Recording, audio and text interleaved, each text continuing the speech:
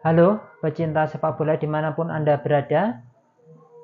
Persaingan di grup B ASEAN Championship Mitsubishi Electric Cup semakin ketat dan memanas, di mana pertandingan terakhir antara Myanmar versus Laos berakhir dengan 3-2 untuk kemenangan Myanmar, dan ini membuka peluang Myanmar untuk tetap melaju ke babak berikutnya. Kemudian di pertandingan lain juga Filipina menghadapi Vietnam. Filipina menghadapi Vietnam berakhir dengan skor 1-1. Dan ini juga membuat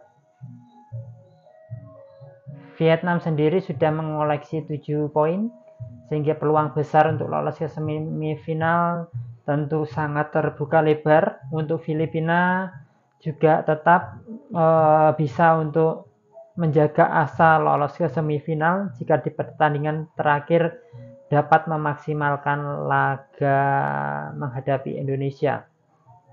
Dan di grup B ini yang dipastikan gugur dan tidak dapat lolos ke babak berikutnya adalah Laos yang sudah melakukan 4 pertandingan dan dipastikan Laos gagal untuk melaju ke semifinal karena hanya mendapatkan 2 poin hasil imbang menghadapi Indonesia dan Filipina. Kita lihat tadi pertandingan antara Vietnam menghadapi Filipina, di mana Vietnam sangat kesulitan karena ini ada faktor lapangan rumput sintetis yang menyulitkan pemain-pemain Vietnam untuk melakukan kombinasi serangan antar lini dan membuat tadi timnas Vietnam sempat tertinggal dan akhirnya mampu menyamakan kedudukan.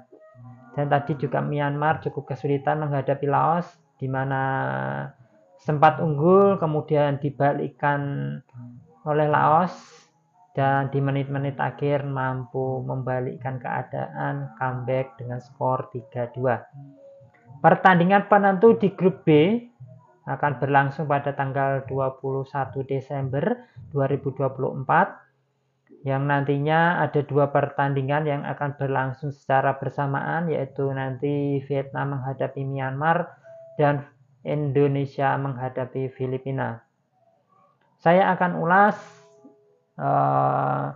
Indonesia menghadapi Filipina. Ini adalah pertandingan penentu bagi timnas Indonesia untuk tetap menjaga asa dan tentu lolos ke semifinal. Ada keuntungan yang diperoleh oleh timnas Indonesia, di mana timnas memperoleh waktu istirahat yang lebih lama, yaitu pertandingan terakhir mereka menghadapi Vietnam pada tanggal 15 dan baru bertanding pada tanggal 21. Tentu ada 6 hari persiapan dan recovery para pemain. Ini tentu bisa dimanfaatkan oleh Coach Shin dan para pemain untuk persiapan menghadapi laga terakhir menghadapi Filipina, laga penentu dan tentunya wajib dimenangkan.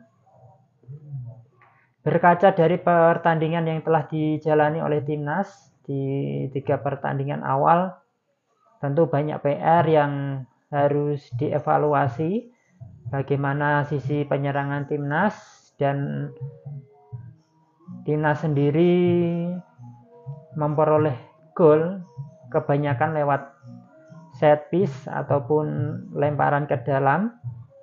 Tentu Coach Shin harus mempersiapkan bagaimana melakukan penyerangan lewat open play sehingga tercipta gol-gol yang bagus untuk timnas Indonesia, dan ini juga PR bagi lini tengah dan lini depan penyerangan timnas Indonesia.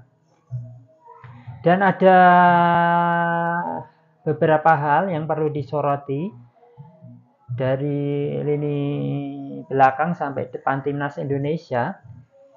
Bagaimana lini belakang saat penyerangan itu harus cepat untuk melakukan sirkulasi bola.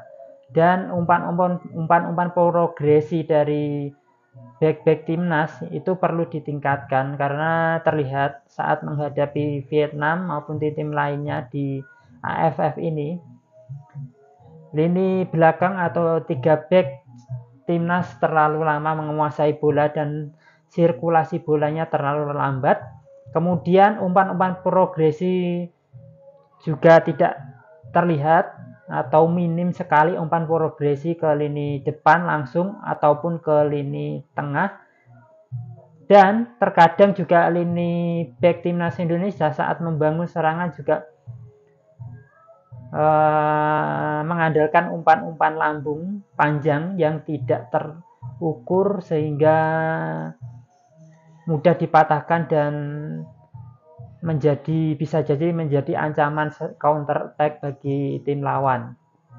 Dan terlihat saat bangun serangan back-back kita mudah sekali untuk dipres dan tidak bisa keluar, dan akhirnya terjadi jarak vertikal yang cukup lebar.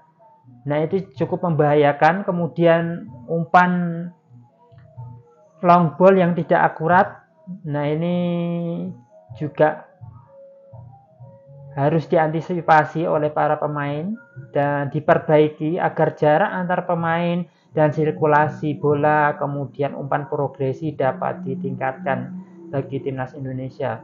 Kemudian lini tengah juga harus mampu mengkoordinir, passing harus tetap akurat, diminimalisir kesalahan. Kemudian di lini depan juga harus mampu untuk melakukan duel 1 lawan 1 dengan back-back lawan.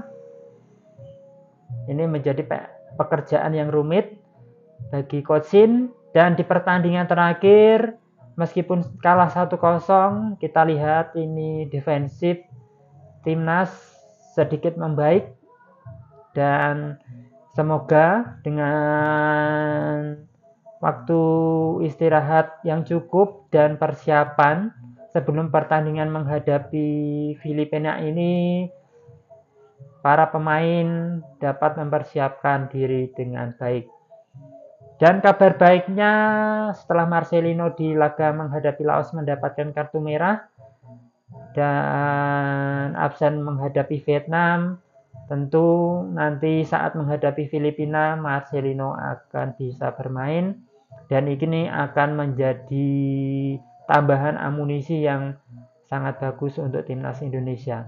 Semoga nanti saat menghadapi Filipina dapat memainkan seluruh pemain terbaik di timnas ini, timnas U22, dan beberapa ada 2 pemain senior, Asnawi dan Pratama Arhan, dan tentu ditunjang dengan fisik yang mumpuni, di mana kita harus punya keunggulan. Kita sendiri punya keunggulan timnas Indonesia, di mana Filipina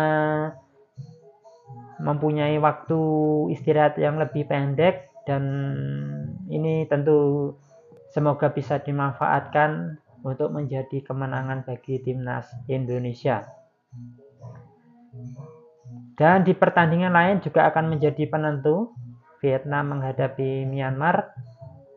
Jika nanti Vietnam dan Myanmar bermain imbang, pastinya ini menjadi kesempatan timnas Indonesia untuk meraih kemenangan menghadapi Filipina. Dan tentu Myanmar sendiri akan sulit karena bermain di kandang Vietnam. Tentu Vietnam sendiri tidak mau kecolongan poin di kandang mereka sendiri setelah menghadapi Filipina hanya bermain 1-1, dan mereka tentu belum bisa memastikan langsung lolos ke babak berikutnya. Tetap kita dukung timnas Indonesia supaya nanti saat laga menghadapi Filipina menghasilkan permainan yang cantik dan hasil yang maksimal, 3 poin diraih dan lolos ke semifinal. Demikian ulasan tentang Asian Championship Mitsubishi Electric Cup di grup B ini. dan nantikan video-video saya berikutnya.